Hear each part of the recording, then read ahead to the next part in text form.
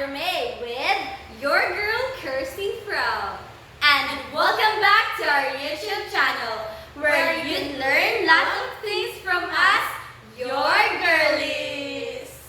So for today's video, we're gonna talk about minimizing grammatical errors, since a crucial aspect of effective English communication involves adhering to and utilizing the grammatical rules that regulates the language. So let's get back into it and talk about the grammatical rules. But in this video, we're gonna tackle first about the subject-verb agreement. To communicate a complete thought, a sentence must contain a subject which indicates the doer and a verb that indicates the action being done. So the primary rule of a subject-verb agreement is that a singular subject requires the singular verb, and a plural subject requires the plural verb. Today, we are going to show you the list of 9 rules of subject-verb agreement. First rule, use a singular verb to a singular subject, and a plural verb to a plural subject. For example, Karil writes a poem about her crush. Karil here is a singular subject, and writes is a singular verb. A second example, the dancers need to practice their choreography more. The dancers is a plural subject. That's why we need to use a plural verb, which is need. Okay. For the second rule, a 2 or more singular subjects joined by and are always plural. For example, Andrew and his group create a video for their project. So, Andrew and his group are 2 singular subjects. That's why we should use a plural verb, which is to create. For the third rule, a 2 singular subjects pertaining to the same person or thing are considered singular. For example, the famous singer and songwriter is working hard for the upcoming release of his album.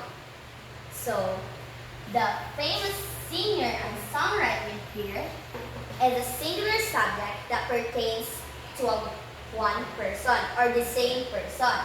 So, it is considered as a singular subject.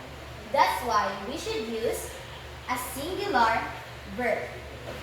For the fourth rule, for singular subjects joined by either, or, and neither, nor, consider the form of the noun closest to the verb. In other words, you need to base the verb agreement on the noun that is closest to the verb, regardless the proximity of either or, and neither or nor. For example, either Jessica and her friends are going to the event. In the sentence, the noun that is closest to the verb are is friends. That's why the verb should also be plural. For the second example, neither Frel nor her sister knows how to paint. In this case, the noun that is closest to the verb knows is sister. That's why the verb should also be singular. Moving on to the fifth rule, it says that the subject that comes with the words each, every, along with pronouns like someone, somebody, anyone, anybody, or no one are considered singular. So we have here an examples. Each perspective has its own merit depending on context. So the words each perspective is considered a singular subject, followed by the singular verb has. For the second example, somebody sees your hardwork. The noun somebody is considered singular subject, followed by the singular verb sees. And for the sixth rule, it says that subjects with the phrase a number are plural. For example, a number of studies suggest that eating guyabano can help lower glucose levels.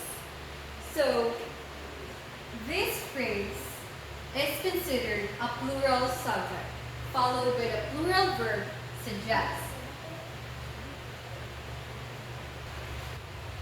Now, let's move on to the seventh rule. It says that subjects with the phrase the number are singular. For example, the number of COVID positive cases is indeed staggering. The phrase the number of COVID positive cases are considered singular subject, followed by the singular verb is.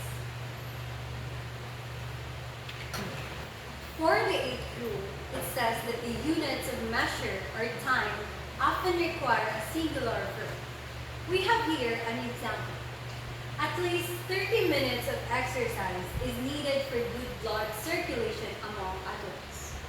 So the 30 minutes is considered as singular subject, followed by the singular verb is. And lastly, for the 9th rule, it says that some indefinite pronouns like none, some, most, all are either singular or plural, and when used with uncountable nouns, they take the singular form of the verb. When used with countable nouns, they take a plural verb. For example, some of the salary is allotted for investments. So this phrase is considered as uncountable nouns, and it is considered a singular subject, followed by the singular verb is. For the second example, some of his expenses are unnecessary. It is considered as countable nouns. So it is considered as plural subject, followed by the plural verb are. And that concludes today's lecture. We hope that you guys found it enlightening. If you want to delve deeper into the topic, check the additional resources in the description. Thanks for being an active part of our learning community. Until our next exploration, take care.